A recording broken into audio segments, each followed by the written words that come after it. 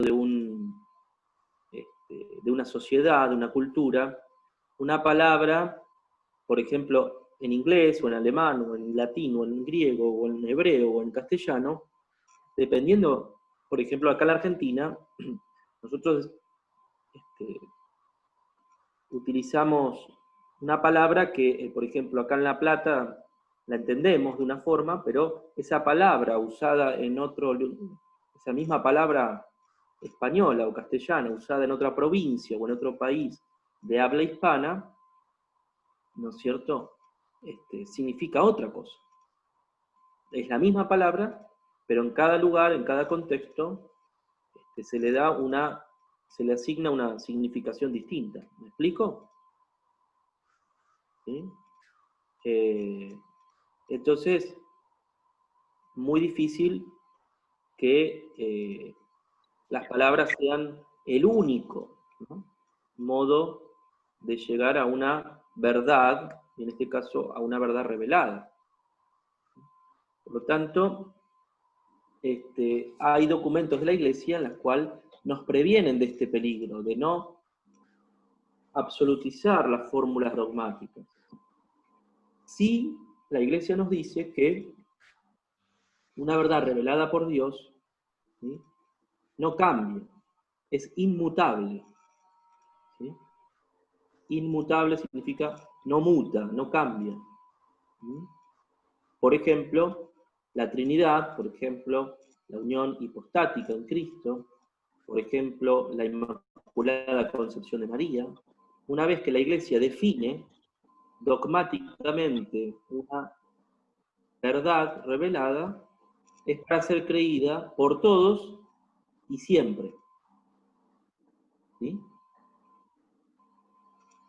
Eso no quita que esa expresión, que es inmutable, pueda sufrir, por así decirlo, con los siglos, una reformulación. ¿Sí? De modo que al hombre contemporáneo, esa misma verdad de siempre le sea más accesible. ¿Sí? Ninguno de ustedes es hereje, que yo sepa, ¿eh? Ni niega las verdades del credo. Pero si nosotros le ponemos un micrófono a la gente que dice tener fe, ¿sí?, y le decís rápido, ¿no?, con un micrófono así en la boca, a chicos de aventura, del colegio, de la parroquia, ¿crees en la unión hipostática? Y le pones el micrófono, y te va a decir, no creo, no. Porque no sabe lo que es. O sí creo, pero tampoco sabe lo que es. ¿Me explico? ¿Por qué? Porque la palabra hipóstasis, o unión hipostática, a nosotros hoy, siglo XXI, no es entendible. O sea, no es del lenguaje común. Entonces, la verdad siempre es la verdad, pero yo la tengo que tratar de hacer entendible para todas las generaciones, porque el Evangelio no es para una época, es para siempre. Entonces, la verdad de Dios, yo tengo que hacer que llegue a los oídos y a la inteligencia de los hombres y mujeres de todos los tiempos. Y si yo tengo que reformular, readaptar las palabras, no el contenido, sino las palabras de una fórmula, la Iglesia lo tiene que hacer, en vistas de que eso sea comprendido y aceptado por la fe de quien lo escucha. ¿Sí? ¿O no? Entonces, por eso, en la misa, ustedes van a ver que ha habido, ustedes son muy chiquitos, pero todavía no hay muchos cambios últimamente, pero ha habido a veces cambios de traducción, o cambios de matices o de palabras. Por ejemplo, cuando yo era chico, se decía al final del credo, creo en el perdón de los pecados, ¿cómo te decía? Creo en la Santa Iglesia Católica, la comunión de los santos, el perdón de los pecados, la resurrección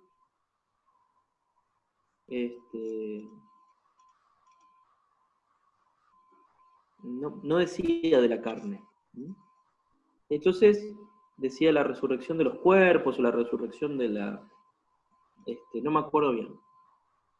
Y por ahí sus padres y sus abuelos, si se saben el credo de memoria, lo van a decir como se decía antes. En la Entonces, lectura también, ¿no? ¿eh? La lectura también. Por ejemplo, el Sí, vosotros, ¿no? sí, bueno, eso es mucho más accidental, no es dogmático, o sea, no es que está No es expresando normal, una... estaba pensando en unos cambios. pero sí en fórmulas dogmáticas, ¿eh? Claro, sí, sí. Porque muchas veces yo digo, resurrección de la persona, por ejemplo, muchos pueden entender, bueno, que es como la resurrección del alma de la persona, o que es la vida eterna de un núcleo íntimo de cada uno de nosotros. De algún modo yo con eso estoy negando que nuestra carne, nuestro cuerpo, también va a resucitar como resucitó el cuerpo de Jesús. Entonces, si yo tengo la iglesia pide que se diga expresamente carne, es para que se entienda en este mundo de hoy que no se trata solo de salvar el alma, sino de también salvar el cuerpo y resucitar en el último día con el cuerpo también. ¿Mm? Bueno, eh,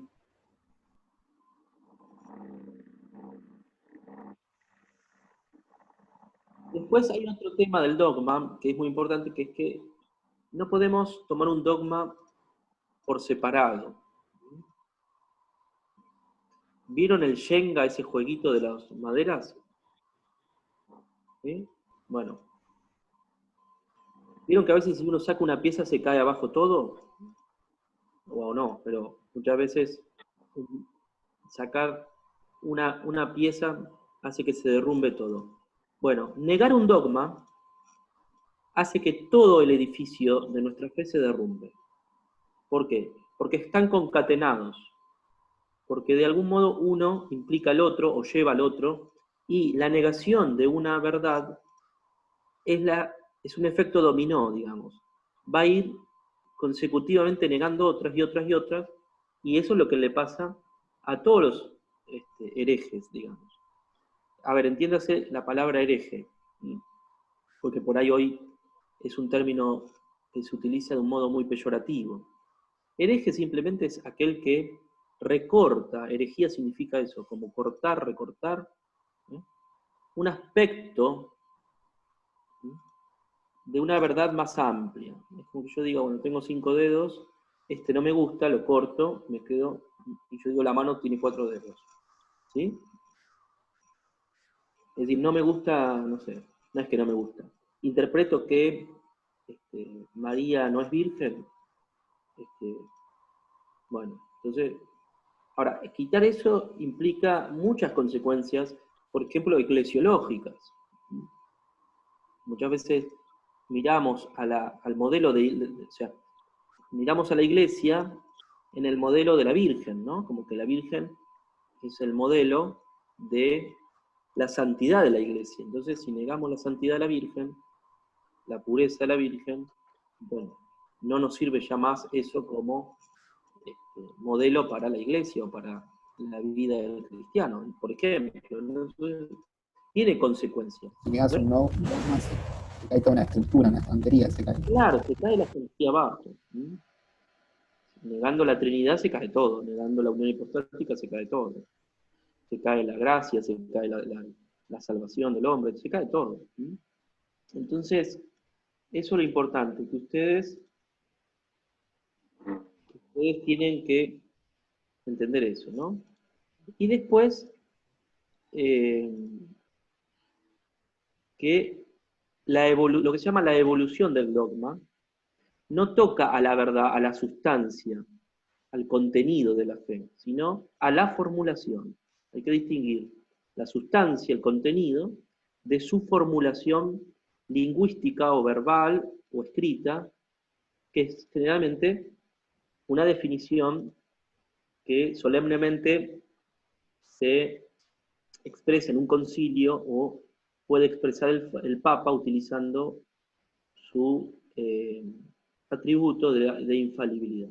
Es decir, cuando el Papa decide usar esa infalibilidad que tiene, puede promulgar un dogma que es para ser creído por todos y para siempre. Por ejemplo, el último, creo que dogma fue el de la asunción de la Virgen al cielo. Entonces, el Papa Pío XII promulgó ese dogma en el cual ya no es una opinión, no es una conjetura teológica, sino una verdad de fe que la Virgen fue asunta al cielo en cuerpo y alma. Y nosotros creemos en eso, porque la fe y la Iglesia nos enseñan que tenemos que creer eso. ¿Sí?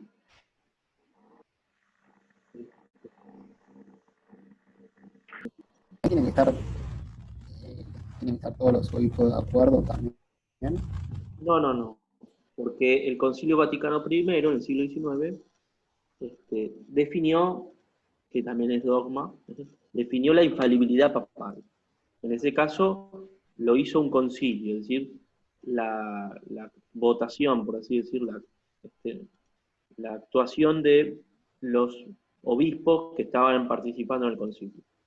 Entonces, definen, y por supuesto que esa definición no es por una mayoría, un consenso de un grupo, sino que después tiene que estar reafirmada o avalada por el Papa. La última palabra la tiene el Papa. Entonces, ahí sí se dispuso que el Papa, recién de infalibilidad es el Papa inmoral, no, inmoral, son el primero, la y ahí van a poder el dogma de la física, no, que no falla. Cuando habla pidiendo enseñar a pagar ese estado, el Espíritu Santo lo hace, no es erróneo, sino siempre la verdad. No son los papas igualmente de hablar de la conclusión, también asistidos por siglos de desarrollo de una tesis teológica que concluye después en una intervención papal o conciliar que la convierte en un dogma. Todo esto es muy difícil por el ustedes, pero... Hay una inspiración del Espíritu Santo ahí también. No, la inspiración, ven que es difícil. La inspiración es un concepto técnico que sirve solo y únicamente para ser, para los autores bíblicos. Los agiógrafos. ¿Eh? Para los agiógrafos. Sí. O sea, Lo ellos en son autores inspirados. Se murieron todos. Ah, no, quedó ninguno. Con la muerte del último apóstol, se acabó la inspiración. ¿Eh? Eso en el sentido técnico, estricto. Claro. Hay inspiraciones, como vos decís, hay revelaciones, pero la revelación, la inspiración, corresponden a la Sagrada Escritura tal y como es, y que no va a cambiar. Sí, sí, sí. Si viene una mujer o un hombre, o ustedes mismos, y dicen, bueno, estuve hablando con la Virgen, estuve hablando con los santos, estuve hablando con Jesús, bueno, te va a llamar el obispo y te va a preguntar, bueno, ¿y de qué hablaron? No, Jesús dice que a partir de ahora podemos casarnos los hombres con los hombres, las mujeres con las mujeres. Bueno, si se contradice con la Biblia, te va a decir, bueno, tomaste mucho anoche, Agustín, tenés que dormir más temprano. Pero no por un ánimo así de que, sino que Jesús no va a decir otra cosa de la que ya dijo. Claro. Cuando aparecen esas revelaciones de, bueno, la Virgen le habló a fulanito, bueno, si lo que le dice, nadie dice que no pueda ocurrir. De hecho, ocurrió en los pastores de Fátima o en Santa Bernardita, por ejemplo. Nadie dice que no pueda aparecerse un santo, la Virgen o Jesús a alguien y hablarle. Pero lo que le tiene para decir no es nada nuevo, no hay nada nuevo bajo el sol. Lo que le puede decir es algo que sea como un recordatorio para la humanidad, que es generalmente los mensajes de Fátima, por ejemplo. ¿Qué dice la Virgen? O, Hagan o por, e- penitencia. o por ejemplo lo de Santa Faustina también, ¿no? Bueno, pero son las de Santa Claro, Faustina, hay revelaciones que son muy privadas y que la Iglesia no las toma como infalibles o como absolutas. Por ejemplo, visiones que han tenido los santos, o ella misma, Santa Faustina, o Santa Catarina de Siena, u otros que dicen, bueno, estuve en el purgatorio y vi que había papas, o sí, estuve en el infierno y vi obispos. Bueno, puede ser, ciertamente, pero no se puede tomar eso como algo oficial, digamos, como algo, eh, digamos, a la misma altura que la Biblia. Entonces, claro. bueno, uno puede tener respeto viniendo de un santo o de una persona mística, pero no estar obligado a creerlo, como si estamos obligados a creer en los dogmas. ¿Me explico? Son dos mundos distintos, aunque ocurran dentro de la misma iglesia. ¿Mm? A veces se da confusión, ¿no? Más que nunca en estos tiempos donde mucha gente dice transmitir, por ejemplo, Mechugori, ahí, bueno, la Virgen habla, o en Salta, la Virgen habló, dicen, o en San Nicolás. Bueno, pero lo que le dice a los videntes, o a los audientes, oyentes, es que hagan penitencia, que vayan a misa, que se confiesen, que recen el rosario. La Virgen dice lo mismo que dijo siempre. En todo caso, utiliza a esas personas para recordarnos a nosotros algo que quiere que no se pierda o que no se abandone, una práctica o lo que sea. ¿Eh? Pero inspiración no es lo que tienen los papas. Lo que tienen los papas es Claro, claro. la asistencia del Espíritu Santo para que cuando la tiene todo el mundo, ¿no? Sí, Ustedes también, por el bautismo, la vienen a confirmación, hacer los dones, ¿no? estamos asistidos por el Espíritu Santo. Claro. Ahora, cada sacramento, cuando lo estudiemos, o lo estudien ustedes algún día, otorga, además de una gracia santificante o la gracia habitual, eh, otorga gracias particulares. ¿Sí? Es decir, gracias que son este, propias de cada sacramento. Entonces, y la tradición a esa gracia, muchas veces la llaman en algunos sacramentos, sobre todo el matrimonio y el orden sacerdotal, gracias de Estado, porque es algo estable, algo que uno no es que tiene un ratito, uno se casa para siempre o se ordena sacerdote o obispo para siempre. El Papa es un obispo más, en definitiva, ¿no? Entonces, eh, el casado necesita de Dios determinados dones para poder llevar adelante la vida matrimonial y familiar. ¿Sí? Le da una fortaleza, le da una asistencia especial para esa vida, que es puntual. ¿Eh? Y al sacerdote o al obispo le da una gracia de Estado, una gracia para acompañar su misión, que es distinta del casado. ¿Me explico? Entonces, en ese sentido, hay una inspiración para el casado, hay una inspiración para el ordenado, y hay una inspiración especial, una asistencia especial para el Papa por su misión petrina, que es la de que Jesús le dio a Pedro, ¿no? Ve y confirma a tus hermanos en la fe. Entonces, el Papa tiene la potestad, el mandato de Jesús de confirmarnos a todos en la recta doctrina, en la verdadera fe. Por eso, cuando habla de manera oficial, de manera solemne, se dice así, no puede equivocarse. Pero ya les digo, no es que se levanta de la siesta y dice un dogma. Generalmente, la asistencia al Espíritu Santo lo que le da es la convicción, la certeza de que algo que siempre se creyó en la iglesia, bueno, ahora digamos esto es así, ¿no? Y se define. Por ejemplo, la Inmaculada Concepción de la Virgen se definió en el siglo XIX. Sin embargo, toda la vida, toda la iglesia siempre creyó en eso. Pero no se definió dogmáticamente. Pasaron 19 siglos. Sin embargo, siempre se vio a María como inmaculada, como limpia de pecado. Pero hubo que esperar casi 20 siglos para formular eso dogmáticamente. ¿Mm? Muy bien, chicos. ¿Alguna pregunta? Tendrían que tener muchas. Rocío, ¿entendés algo? Sí, sí, todo bien. ¿Pero entendés? ¿Te llega algo o no?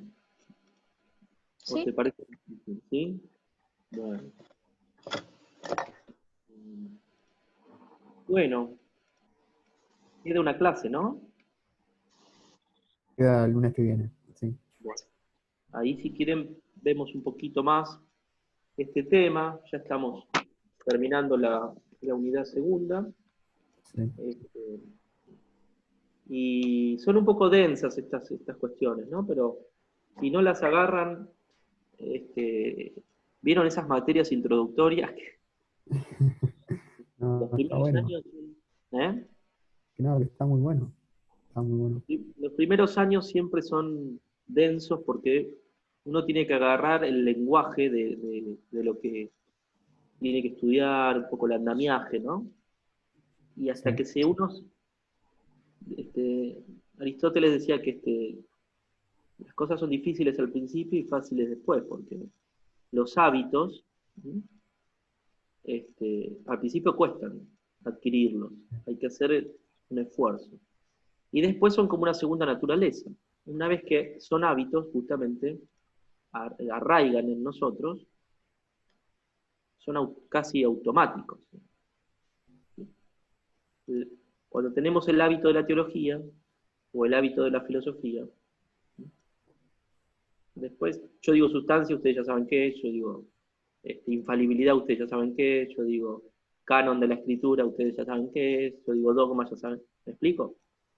Sí, sí. Entonces, al principio, un rompecabezas, un montón de palabras, Sí, son todos este, conceptos nuevos. claro.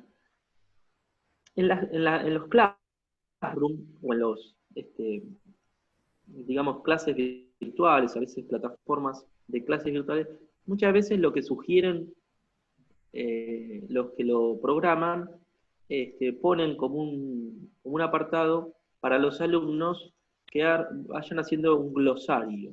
¿Sí?